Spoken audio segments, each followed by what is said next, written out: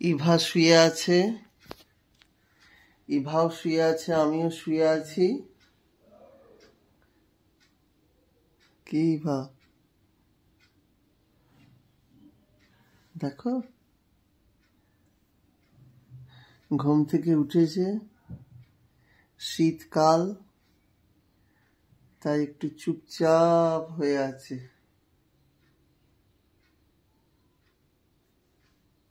এখন মুডটা ভালো নেই, মাথাটা বেঁকে আছে। দাঁড়া,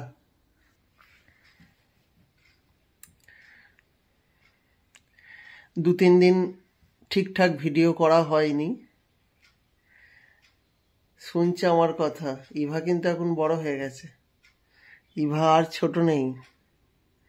ইভা সব বুঝতে পারে কথা। এই যে চুপ করে আছে, আগে হলে কি করতো, ঘুম থেকে উঠে কাঁদতো, এখন আর কান্নাকাটি করে না, চুপ করে আছে।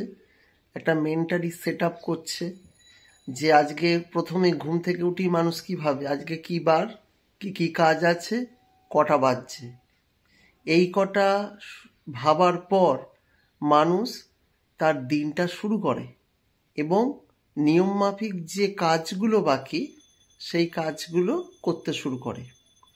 ইভাও এখন বড় হয়ে গেছে তো, তাই ও ভাবছে আজকে কি বার, কটা বাজে, কার কোলে চাপবে, আর কি খাবে, কখন কাঁদবে, কখন কোনটা ধরবে, এইসব প্ল্যানিং করছে এটা। তাই তো ইভারানী, আমার ইভারানী কলকলানি।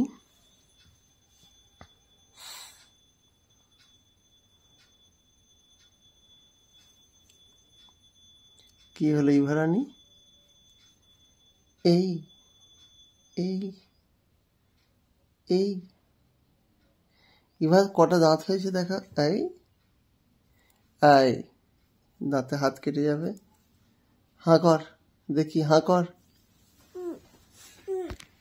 ওর ভাল লাগছে না, ও এখন ও এখন একটু একা থাকতে চায়, তাই তো ইভা? তুমি একটু একা থাকতে চাও?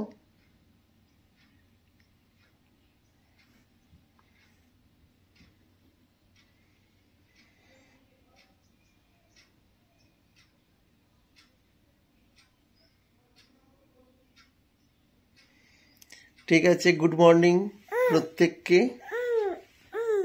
কিউ কিউ কিউ বেবি,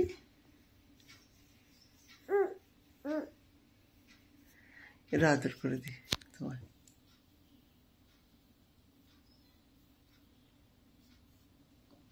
রাতে ঘুমিয়ে গায়ে ব্যথা হয়েছে আমার মেয়ের।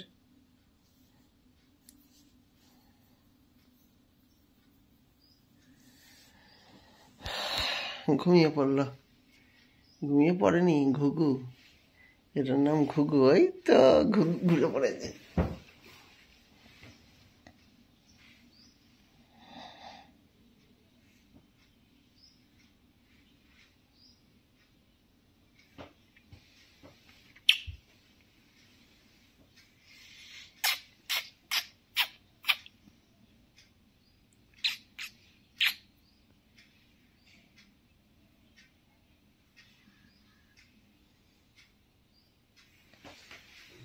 চলো হাতটা ধরো, হাতে লাগবে।